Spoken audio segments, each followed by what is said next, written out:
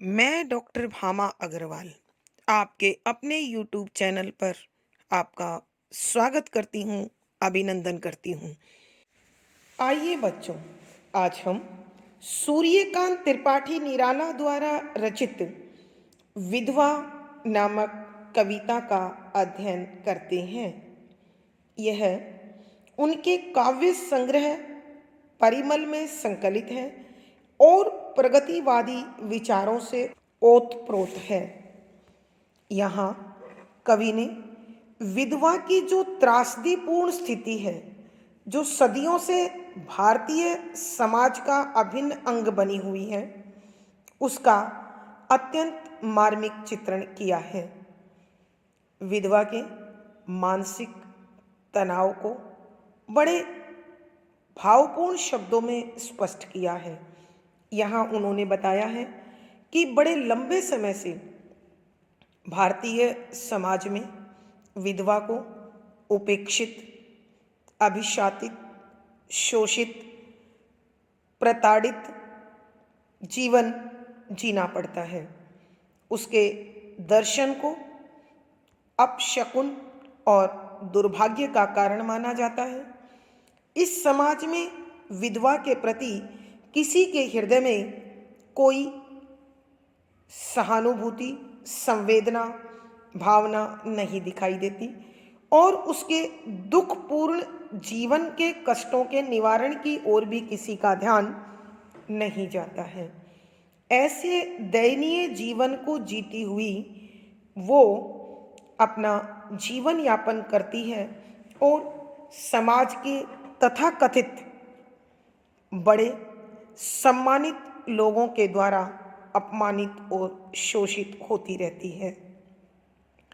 यहाँ कवि ने उसके प्रति संवेदना को प्रकट करते हुए कहा है कि भारतीय समाज में एक विधवा की स्थिति पेड़ से टूटी हुई लता के समान है और उसकी इस दुखपूर्ण कथा को या तो धरती माँ अथवा यह विशाल आकाश अथवा मंद मंद या तीव्र बहती हवाएं, नदी की लहरें, समुद्र की तरंगें यही सुनते हैं और कोई प्रतिक्रिया नहीं देते हैं।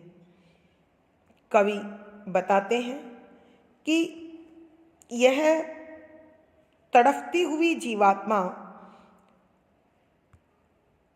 ईश्वर से शिकायत करती है कि उसके वैधव के दुखों का कारण वही है।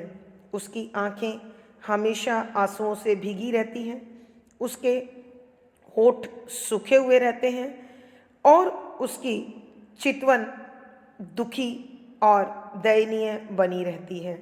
वह संसार की नज़रों से खुद को छिपाकर चुपचाप मन ही मन रोती रहती है और उसके इस दुख का अंत उसे कहीं दिखाई नहीं देता है। यही कवि की दृष्टि में भारतीय समाज की दुर्दशा का कारण भी शायद एक विधवा बने नारी जीवन की उपेक्षा को माना है। अपने इसी प्रकार के भावों को इस कविता में उन्होंने स्पष्ट किया है। पद संख्या 3। उसके मधु सुहाग का दर्पण, जिसमें देखा था उसने बस एक बार बिंबित अपना जीवन धन, अबल हाथों का एक सहारा, लक्ष्य जीवन का प्यारा, वह ध्रुव तारा, दूर हुआ वह बहा रहा है उस अनंत पथ से करुणा की धारा। प्रसंग। प्रस्तुत पद हमारी हिंदी की पाठ्य पुस्तक 8 अर्वाचीन कवि में संकलित छायावाद के आधार स्तंभ कवि श्री सूर्यकांत त्रिपाठी निराला जी द्वारा रचित कविता विधवा से लिया गया है, जो उनके काव्य संग्रह परिमल में संकलित है। संदर्भ। इस कविता में कवि ने समाज द्वारा शोषित, तिरस्कृत और उपेक्षित विधवा के करुणामय जीवन का मर्मस्पर्शी, हृदय स्पर्शी चित्र खींचा है और उसके इस वर्तमान के दुखमय जीवन पर प्रकाश डालते हुए वह लिखते हैं कि व्याख्या, शब्दों के अर्थ साथ साथ उसके मधु सुहाग का दर्पण जिसमें देखा था उसने बस एक बार बिंबित अपना जीवन धन, उसके यानी विधवा की मधु मिठास से भरा, कल्पनाओं से भरा, सपनों से भरा, सुहाग सौभाग्य,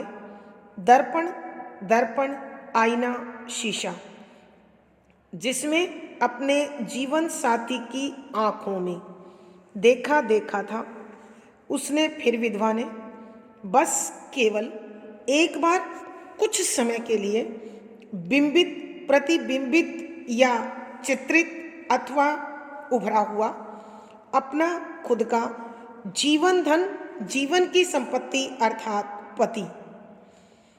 यहाँ कवि विधवा स्त्री के दुखपूर्ण जीवन पर, दुर्दशा पर प्रकाश डालते हुए कहते हैं, भारत वो देश है जहाँ की विधवा केवल चंद दिनों के लिए अपने पति का जीवन साथ प्राप्त करके खुशियाँ, आनंद, सौभाग्य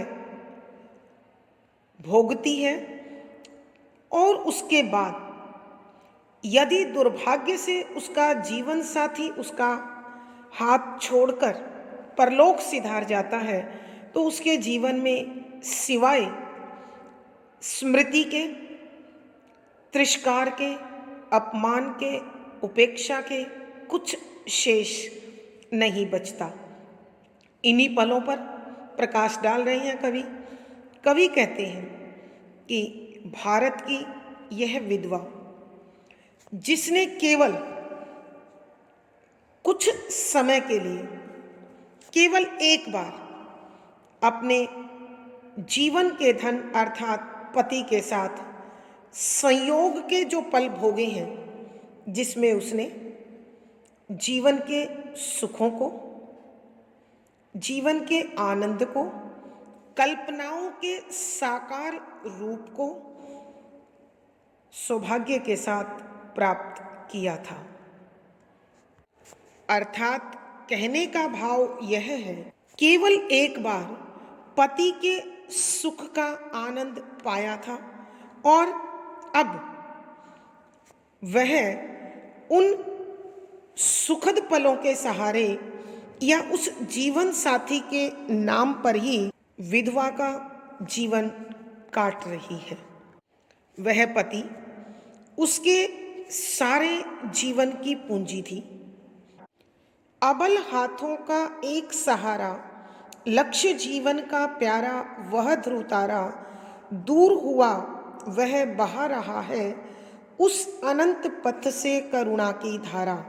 अबल कमजोर हाथों का एक एक मात्र सहारा शक्ति, लक्ष्य जीवन का उद्देश्य, प्यारा अत्यंत प्रिय, वह उसके जीवन साथी के लिए प्रयोग हुआ है। ध्रुव तारा कि केवल उसी से संबंधित जीवन का हर सपना दूर हुआ, परलोक सिधार गया, बहा रहा है, वहीं से भेज रहा है। अनंत पथ परलोक परमात्मा की राह, करुणा, दया, शोक, पीड़ा, धारा धार की कवि कहते हैं इस विधवा के कमजोर हाथों का वह उसका पति ही एकमात्र सहारा था। अर्थात उस सहारे को प्राप्त करके उसने दुनिया में या इस संसार में या अपनी ससुराल में या अपने जीवन में सौभाग्य को प्राप्त किया था, सम्मान को प्राप्त किया था, स्वागत को प्राप्त किया था और सत्कार को प्राप्त किया था। लेकिन जैसे ही जीवन साथी का साथ छूटा, उसके लिए अपमान, तिरस्कार, अवहेलना तैयार हो गई। इस विधवा के जीवन में उसका पति ही उसके जीवन का लक्ष्य था। उसी के रहते उसके जीवन में सुरक्षा थी, आनंद था, सुख था और सबसे जो प्रबल तत्व है वो उसकी पूर्णता थी। लेकिन वही पति आज उससे दूर है और वह परलोक से ही इस विधवा की स्थिति को, इस विधवा के जीवन को और भी अधिक कारुणिक बना रहा है, क्योंकि उसके साथ बिताए वो मनोरम पल हमेशा उसकी आंखों में सपना बनकर समाये रहते हैं और उनकी स्मृतियाँ, उनकी यादें प्रतिपल उसकी आंखों से आंसू बनकर बहती रहती है। अर्थात कवि के कहने का भाव यह है कि अब वर्तमान समय में विधवा स्त्री के जीवन में उस अपने प्रिय पति को स्मरण करके आंसू बहाने के सिवा कुछ और शेष नहीं बचा है। भावार्थ, कवि के कहने का भाव यह है कि एक विधवा के जीवन में उसके पति की स्मृतियाँ जहाँ उसकी आंखें नहीं सूखने देती, दूसरी ओर संसार में उसका अपमान भी उसे पल भर के लिए भी चैन से जीने नहीं देता। विशेष यहाँ इस पद में कवि ने विधवा के क्षणिक पल भर के आनंद का वर्णन करते हुए उसी आनंद को अनंत दुखों का कारण बताया है। शुद्ध साहित्यिक ब्रज भाषा का प्रयोग है, करुण रस प्रसाद गुण है, दृश्य बिंब प्रस्तुत हुआ है, छंद मुक्त पंक्तियां हैं, गेय शैली और संगीतात्मकता बनी हुई है। इस पद में पदमैत्री, रूपक, अनुप्रास, कारण आदि अलंकारों का सुंदर सटीक प्रयोग हुआ है। पद संख्या 4 है, करुणा रस से पुलकित इसकी आंखें, देखा तो भीगी मन मधुकर की पाखें, मृदु रसा आवेश में निकला जो गुंजार, वह और न था कुछ, था बस हाहाकार। प्रसंग पूर्ववत। संदर्भ, यहाँ इस पद में कवि ने विधवा की कारुणिक स्थिति, उसकी दुर्दशा का सजीव चित्र खींचा है और भारत वर्ष की दुर्गति, पिछड़ापन और शोषण का कारण इसी विधवा के प्रति उपेक्षित तिरस्कृत व्यवहार को बताते हुए कवि लिखते हैं कि व्याख्या, शब्दों के अर्थ साथ साथ है।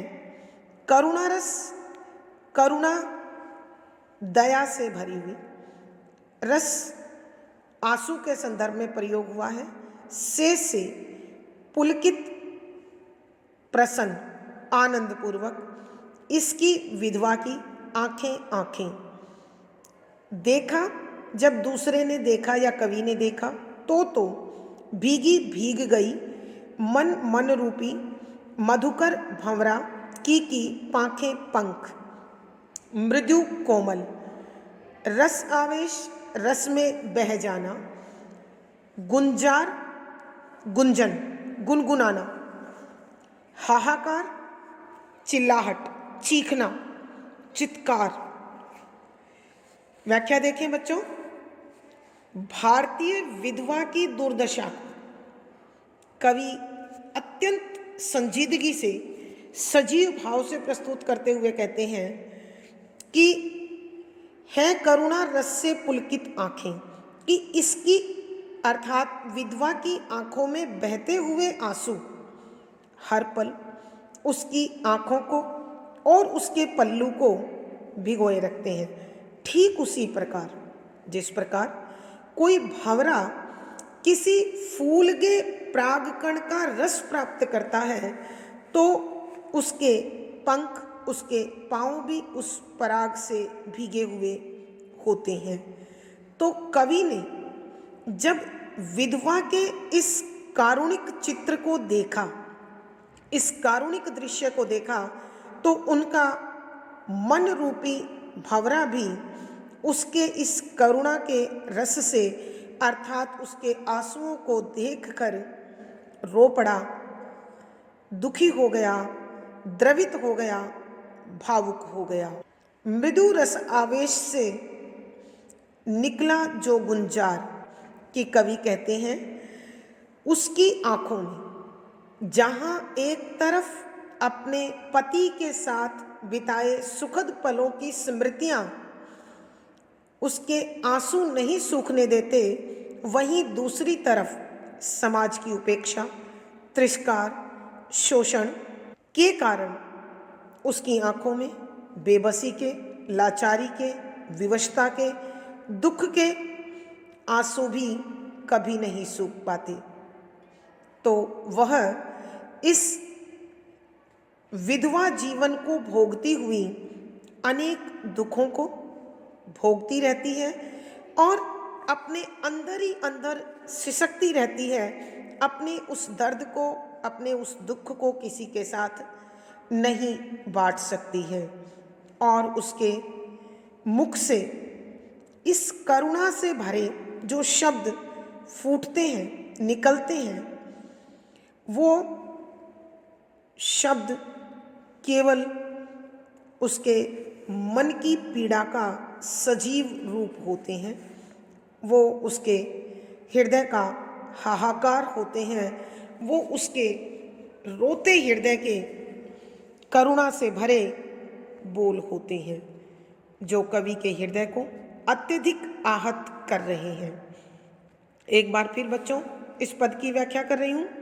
कवि कहते हैं कि अपने पति के साथ बिताए सुखद पलों को याद कर उसकी आंखों से लगातार आंसू बहते रहते हैं। कवि जब विधवा के इन आंसुओं को देखता है तो उसके मन रूपी भंवरे की पांखें इसी प्रकार भीग जाती हैं जिस प्रकार कोई भंवरा किसी फूल पर बैठकर पराग का रस चूसता है तो उसके पंख और पाँव दोनों उस रस से भीग जाते हैं। जब कवि उसकी स्मृतियों का क्रंदन, उसकी लाचारी, बेबसी और विवशता का गान सुनता है, उसका उस गुंजार को सुनता है, तो कवि का मन भी उसके इस मन के हाहाकार को सुनकर, उसके मन की वेदना की चीख को सुनकर अत्यंत द्रवीभूत हो जाता है, भावुक हो जाता है और क्रंदन करने लगता है। भावार्थ, कवि के कहने का भाव यह है कि विधवा के जीवन में, इस भारतीय समाज में केवल तिरस्कार और अपमान ही मिलता है, रहता है। इस संसार के लोग उसके प्रति संवेदनशील और भावुक होकर उदार व्यवहार नहीं अपनाते हैं। विशेष कवि ने विधवा के दुखपूर्ण जीवन का सजीव चित्र खींचा है। शुद्ध साहित्यिक खड़ी बोली का प्रयोग हुआ है। करुण रस प्रसाद गुण है। दृश्य बिंब प्रयुक्त हुआ है। छंद मुक्त कविता है। संगीतात्मकता और गेय शैली है। यहाँ रूपक, पदमैत्री, कारण, अनुप्रास, विरोधाभास आदि अलंकारों का सुंदर सटीक प्रयोग हुआ है। धन्यवाद बच्चों। आज की इस वीडियो में इतना ही। अगली कक्षा में फिर मुलाकात होगी। आशा है आपको विषय स्पष्ट हो रहा होगा। वीडियो को लाइक करें, शेयर करें और चैनल सब्सक्राइब करें। धन्यवाद बच्चों। आपका जीवन सुखमय, मंगलमय हो। इसी शुभकामना के साथ आभार।